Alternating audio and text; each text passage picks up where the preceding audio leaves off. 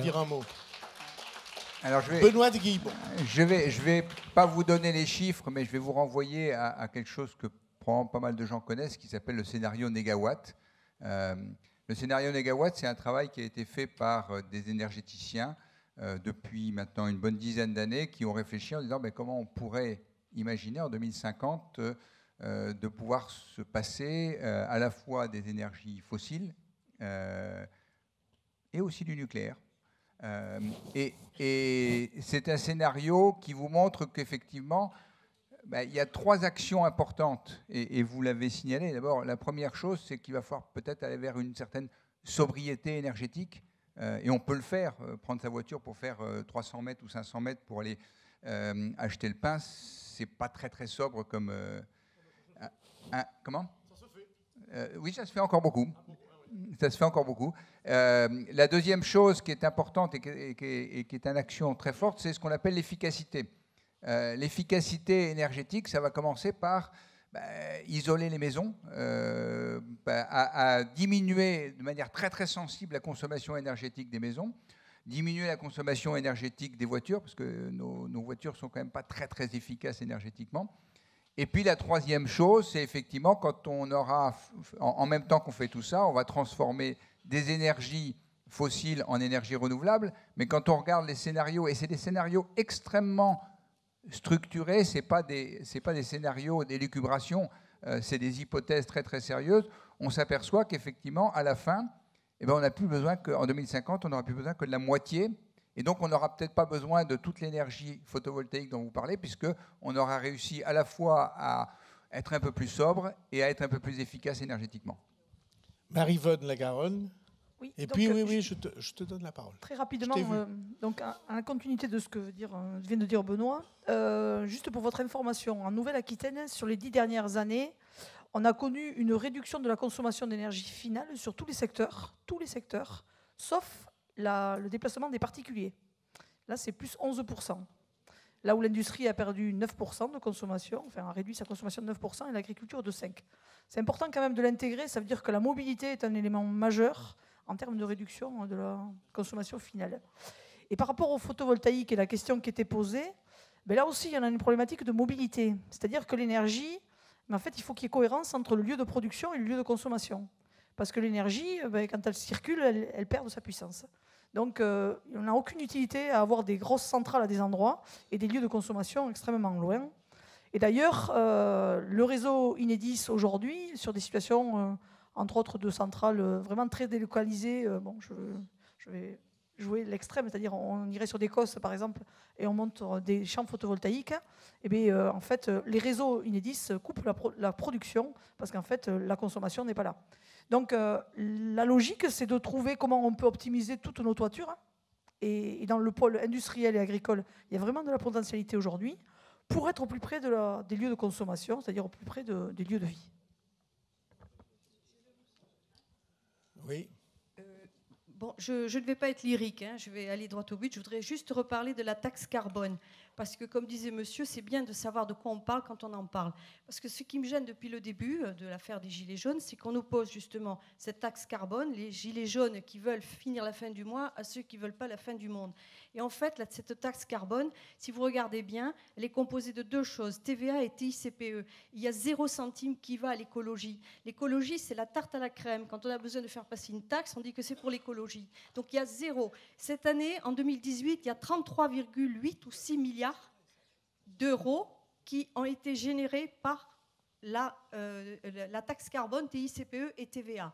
Si cette somme était allée intégralement au ministère de l'écologie, elle aurait subvenu entièrement au budget de ce ministère. Alors, il faut arrêter de dire que ceux qui sont contre cette taxe carbone sont contre l'écologie. Parce que moi, la première, je veux bien payer plus cher si on m'assure que ça va à l'écologie. De même que je veux bien payer plus cher, comme disait madame, pour acheter français et local, mais qu'on ne m'impose pas des choses qui arrivent d'Argentine et du Brésil javelisées. Parce que ça aussi, il faudrait que notre gouvernement peut avoir des raisons et des solutions localement. Quand on fait n'importe quoi au niveau national, ça c'est du je m'en foutisme. Alors on nous impose tout un tas de choses. Je pourrais parler de plein d'autres choses, mais je voudrais aussi revenir à ce qu'on disait.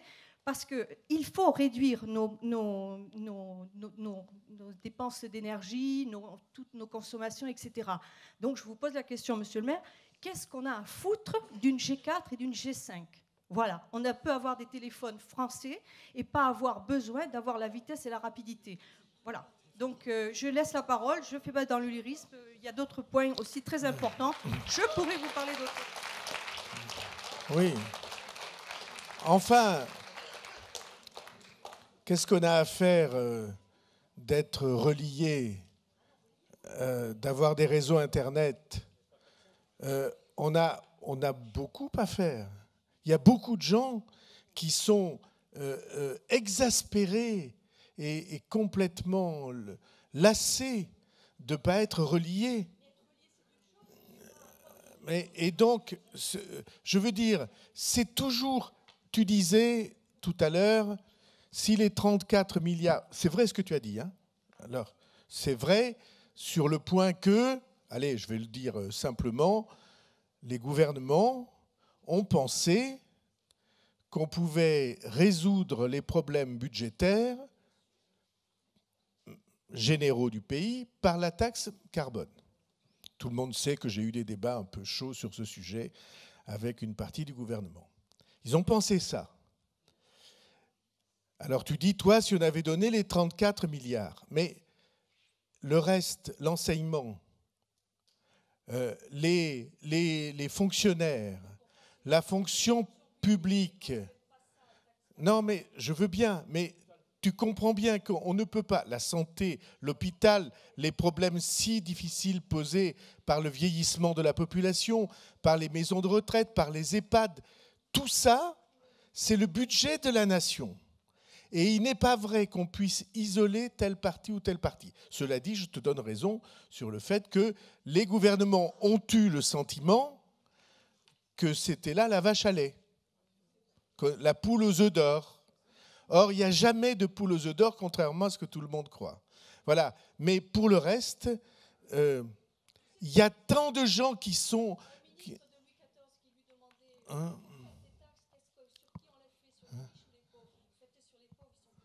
Oui, mais c'est sûr. Bon, voilà, je pourrais... Mais non, je veux quand même dire un mot.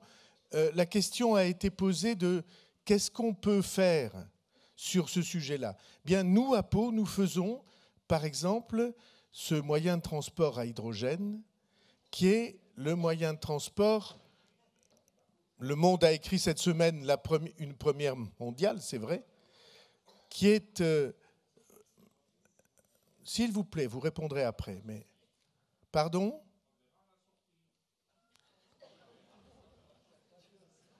Excusez-moi, oui, vous le verrez en septembre, c'est pas dans longtemps. Et ça ne pollue pas du tout, et on va poser la question, il faut le produire à partir d'électricité, et nous allons le produire à partir d'électricité verte.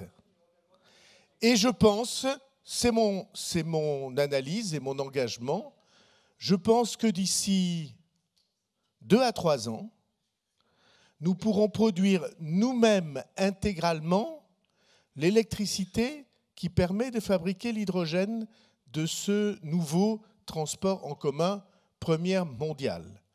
Je pense que nous avons un scénario crédible. Je le développerai en d'autres temps parce que ça n'est pas le lieu de faire ça. Nous faisons ça. Aucune collectivité jusqu'à maintenant n'a fait ça en France, ni en Europe, ni dans le monde. C'est pourquoi des capitales que je nommerai pas viennent nous voir parce qu'ils pensent que c'est une clé, une solution pour l'avenir. Et je suis très content qu'on soit en tête de ce point de vue-là. Mais je prétends, j'affirme, qu'il est crédible, je pourrais presque dire certain, si on nous donne l'autorisation de le faire, que nous produirons nous-mêmes sur place la totalité de l'électricité qui permettra d'alimenter ce nouveau Phébus, ce transport en commun superbe que vous allez découvrir d'ici quelques semaines. Bon, monsieur.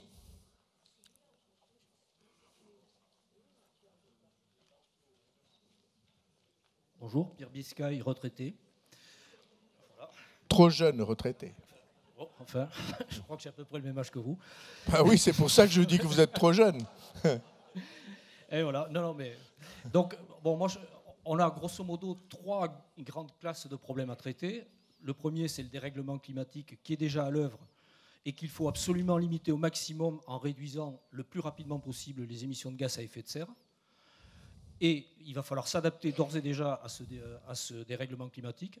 Donc je conseille à tout le monde de lire le rapport Acclimatera, qui est une remarquable étude qui a été faite au niveau de la région Aquitaine puis Nouvelle-Aquitaine, qui est une étude pluridisciplinaire qui vous montre tous les enjeux du réchauffement climatique appliqués à l'Aquitaine et qui propose un certain nombre de solutions vers lesquelles il faut regarder.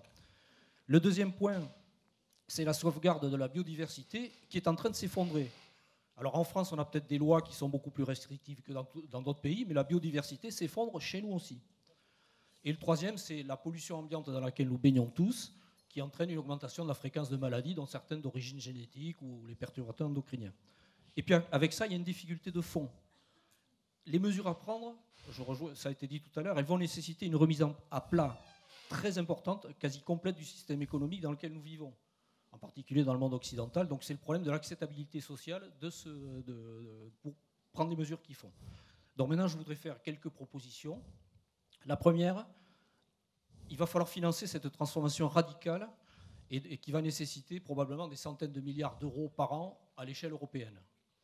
Donc là, je reprends simplement la proposition de Pierre Larouturou et de Jean Jouzel, qui est de créer une banque européenne du climat et de la biodiversité et de constituer un fonds spécifique qui va favoriser la transition vers une économie à forte efficacité énergétique et faible en carbone. Alors, pour alimenter cette banque, je propose la création d'un ISF vert. Là, qui permettrait de trouver environ immédiatement 5 milliards d'euros par an en France et qui a le grand mérite de restaurer une justice environnementale puisque les plus gros émetteurs de CO2 sont quand même les gens qui ont le plus de revenus. Je propose aussi, alors la taxe carbone, je pense qu'elle est absolument indispensable pour se décarboner. Et donc, moi, ma proposition serait que toute nouvelle augmentation de la TICP, au-delà de ce qu'elle est aujourd'hui, visant à faire monter progressivement le prix du carbone, soit affectée à ce fonds. Alors, en parallèle, il va falloir trouver une substitution. Là, je reviens à l'acceptabilité sociale. Il faut absolument, en parallèle de cette augmentation des taxes carbone, il faut absolument développer des réseaux de transport qui vont favoriser la mobilité des gens qui sont un petit peu loin. Donc il faut arrêter de fermer des lignes secondaires SNCF, il faut remettre des lignes de bus un peu partout. Enfin, il y a tout un équilibre à trouver, mais il va falloir affecter une partie de ces fonds va devoir être affectée à cela. Bon, quand on regarde le problème de la décarbonation des transports, de la production d'énergie, en fait, pour l'instant, il y a une seule solution, c'est l'électrique. Lequel électrique ? Il faudrait qu'en plus qu'il soit renouvelable parce qu'il ne s'agit absolument pas de développer de nouvelles centrales nucléaires alors qu'on ne sait absolument pas comment démanteler les centrales. C'est un problème ouvert, il n'y a pas de solution. Ça fait 35 ans que Brennilis est en train d'essayer d'être démantelé et il n'y arrive pas. Et donc il faut aller vers la production d'énergie renouvelable. Alors vous avez abondamment parlé du photovoltaïque organique. À mon avis, ça a le potentiel d'une innovation de rupture. C'est par rapport au photovoltaïque, au silicium classique. Donc ma proposition serait que, d'ores et déjà, les collectivités territoriales interviennent et mettent des fonds pour réaliser d'autres installations prototypes pour amorcer la baisse des coûts de production de ces panneaux photovoltaïques le plus rapidement possible, parce qu'il y a urgence dans le contexte du réchauffement climatique. Ça va permettre d'avoir des coûts de pré-série et de démontrer qu'à terme, ce mode de production doit devenir beaucoup moins cher que le photovoltaïque classique. Après, j'ai deux autres propositions qui sont de nature plus défensive. Beaucoup de grands groupes préparent le développement de taxis volants, des espèces de gros drones avec des hélicoptères multirotors qui permettent de... Seigneur. Oui, Seigneur, oui, ben justement. Alors, c'est peut-être génial, j'ai presque fini. Il faut absolument arrêter ce genre de projet parce que pour faire voler quelque chose par rapport à une voiture avec le sol qui retient la voiture, eh bien, il faut entre 5 et 10 fois plus d'énergie pour faire déplacer des gens. C'est le genre de projet absolument suicidaire dans le contexte dans lequel nous sommes qu'il faut arrêter. Bon, j'ai une autre proposition qui est défensive. il faut absolument taxer de façon dissuasive les véhicules de type pick-up, Hummer et les gros 4x4 qu'on voit rouler partout dans nos agglomérations. Ça ne sert à rien. J'ai oublié dans les mesures qui doivent alimenter le fonds, la Banque européenne, c'est de taxer bien sûr le kérosène et de taxer les carburants des bateaux. C'est un moyen d'empêcher l'arrivée de pomelos de Chine en France. Ça va devenir dissuasif, ça n'a que des avantages. Bon, et dernière proposition, et je m'arrête là, excusez-moi. On a parlé d'effondrement de la biodiversité.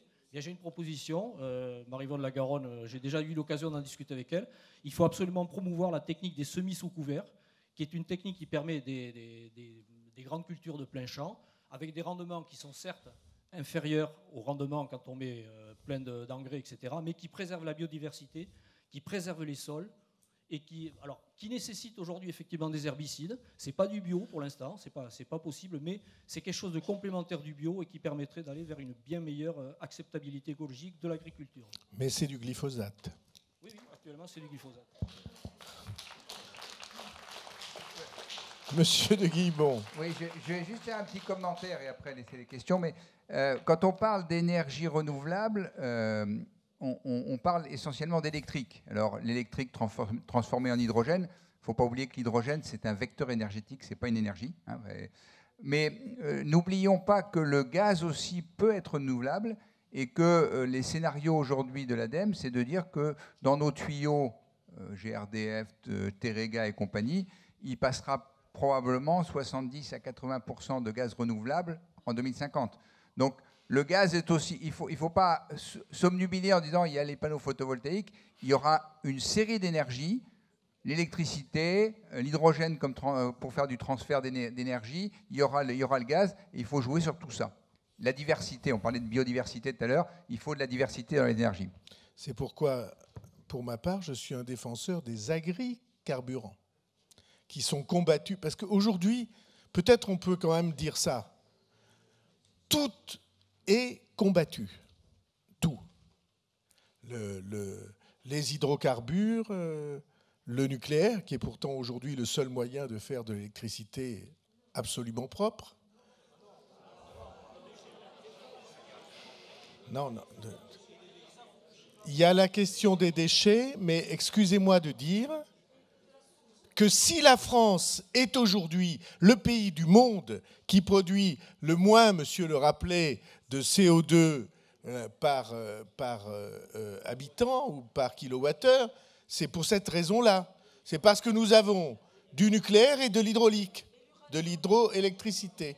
Et donc voilà, pardon de dire ça, mais c'est la vérité vraie. Je signale au passage que, comme vous savez, la Chine est devant un immense problème de pollution à ne plus pouvoir respirer parce qu'ils ont de l'électricité produite au charbon. Ils sont en train de travailler à des centrales nucléaires pour retrouver l'air. Alors c'est vrai qu'il y a la question des déchets. C'est évident. Il demeure, ce que je dis, c'est des faits. Les gens sont contre les éoliennes. Aujourd'hui, on se bat contre l'hydroélectricité. Et à mon avis, c'est une énormité de se battre contre l'hydroélectricité. Et donc, je pense, moi, que les agricarburants sont une partie de ce qu'on peut faire. Les carburants produits à partir des surplus de céréales, par exemple. J'en profite pour dire au passage, on n'a pas abordé la question, qu'il y a une grande question du plastique, des poches en plastique dans les supermarchés. Si vous allez dans n'importe quel désert du monde, c'est dégueulasse à cause des poches en plastique. Et les océans, alors, ont des milliards de tonnes de plastique. Quelle est la solution? C'est dans le maïs qu'elle se trouve. Par exemple, parce qu'on peut faire des films qui servent à faire des poches et qui sont biodégradables à partir du maïs ou d'autres céréales, par exemple. Voilà.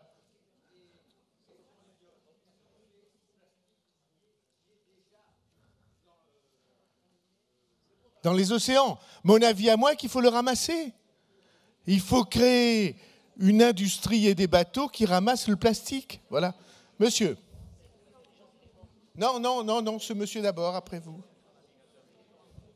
Tout le monde parlera, alors. Donc, bonsoir à tous. Donc, Pépino Terpolilli.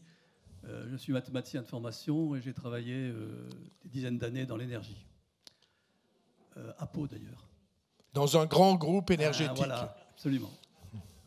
Alors, je me réfère, parce que je voudrais que ma contribution soit, comment dire, amène quelques éclaircissements et que je pense pouvoir donner sur les enjeux. Alors d'abord, il faut rappeler quand même que le GIEC nous alerte, et très fortement tout récemment, sur l'urgence climatique. Les dommages, on commence vraiment à les apercevoir, mais l'urgence, elle est là.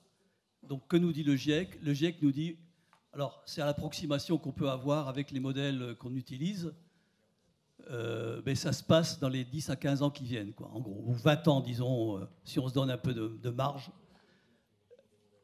Dans ces 20 ans, qu'est-ce qui se passe? Eh ben, il faut qu'on diminue drastiquement nos émissions de gaz à effet de serre, sinon on va être sur la mauvaise courbe. Hein, il y a 3 courbes qui ont été identifiées par le GIEC, enfin, je rappelle ça. Alors, le GIEC, c'est le groupe international d'études climatiques. C'est des milliers de climatologues dans le monde qui se sont réunis depuis déjà 15 ans. En 87. 20, c'était créé en 87. 30 ans.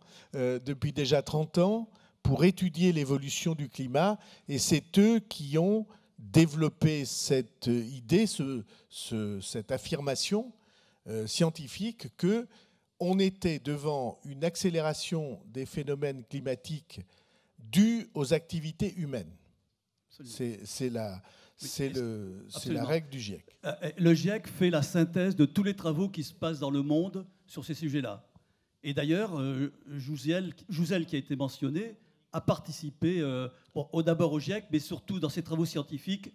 Il a pu, en étudiant les carottes qu'on a prises dans les pôles, voir que le CO2 qui nous embêtait beaucoup venait de l'activité humaine. Donc c'est en partie... Et ils ont eu le prix Nobel de la paix. Voilà, aussi. Globalement, le GIEC. Voilà. Donc effectivement, il faut peut-être expliquer les... Bon, le GIEC, je crois que tout le monde en entend parler. Alors effectivement, c'est ce qu'on vient de dire. Et le constat qu'ils font, il est quand même très, très grave.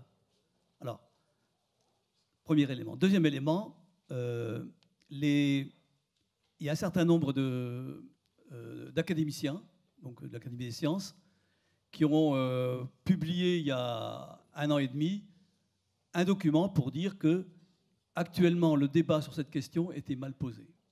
Alors, je ne vais pas vous résumer. Vous pouvez aller sur le site de l'Académie des sciences et trouver ce document, et vous pouvez le lire dans son intégralité. Qu'est-ce qu'ils disent en gros? Voilà, c'est ce que je vais donner un peu comme élément. D'abord, la première chose, c'est que en France, le débat, malheureusement, il est centré sur est-ce qu'on va... la conclusion de ce que dit le GIEC, c'est qu'il faut diminuer les gaz à effet de serre. En France, le débat porte sur l'électricité. L'électricité est décarbonée à 95% en France. Ce n'est pas un enjeu de gaz à effet de serre. La réalité, c'est ce qu'a dit M. Bayrou, et donc c'est comme ça qu'on prononce.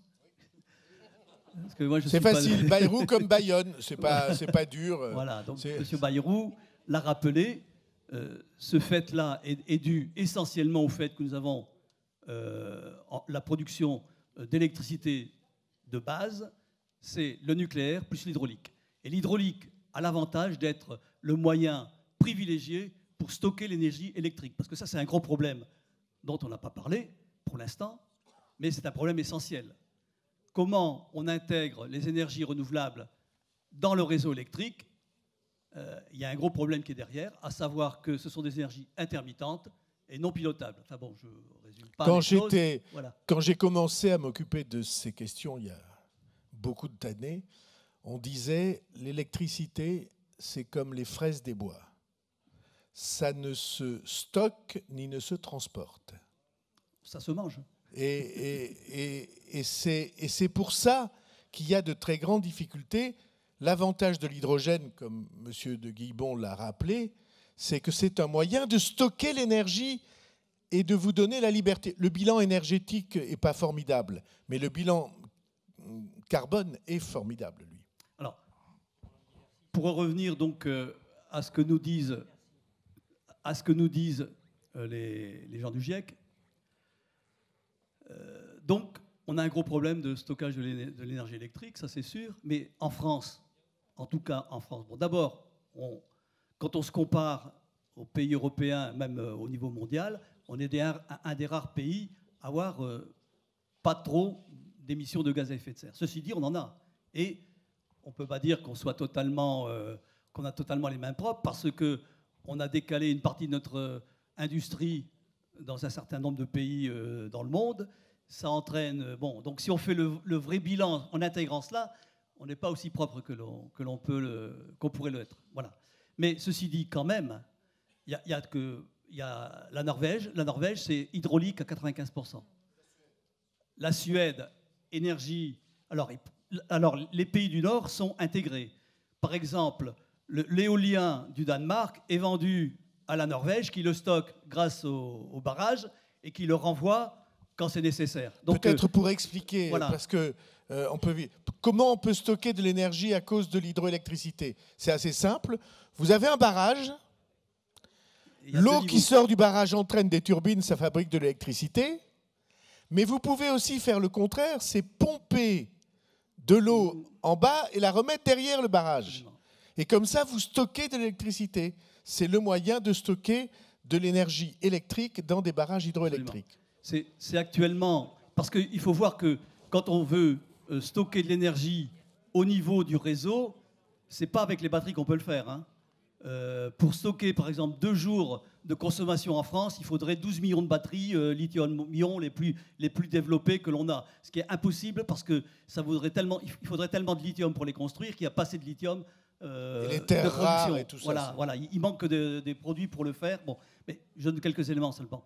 Simplement, l'hydrogène, oui, mais actuellement, qui dans le monde est très avancé sur ce sujet-là, c'est les Allemands. Qu'est-ce qu'ils font de l'hydrogène? Ils le mettent dans le réseau de gaz. Il ne faut pas en mettre de trop parce que sinon ça explose. Les chimistes peuvent nous l'expliquer. C'est-à-dire qu'il faut être en dessous de 6% et on l'utilise comme un adjuvant. Donc c'est comme la voiture hybride. On utilise au mieux les capacités, voilà. Mais ça ne répond pas totalement à... Voilà, ça diminue un petit peu. Voilà. Donc ces éléments-là, il faut le voir. On a parlé de négawatts.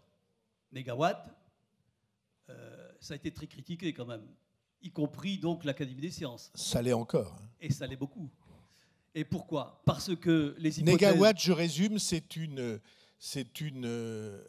institution, une pensée qui dit le meilleur moyen de faire de l'énergie propre, c'est d'en consommer moins.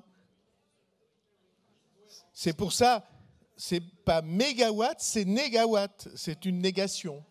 Absolument, mais alors, on peut être tenté de croire à cette phrase, parce que c'est vrai, et ça correspond à une certaine réalité. Le gaspillage, on en a parlé, et certainement on est parmi les pays qui, quelque part, on peut gaspiller. Mais ceci dit, l'énergie, il faut quand même dire que c'est absolument nécessaire au fonctionnement de nos sociétés. Les pays qui sont en grande difficulté sociale, en général, ils manquent d'énergie. On dit même que l'Italie est en grande difficulté économique actuellement. Elle a du mal à avoir toute l'énergie dont elle a besoin. Donc ça, il faut quand même avoir ça en tête, quoi, hein. Et Négawatt, qu'est-ce qu'elle dit? On va consommer 4 fois moins d'énergie que ce qu'on consommait en 92.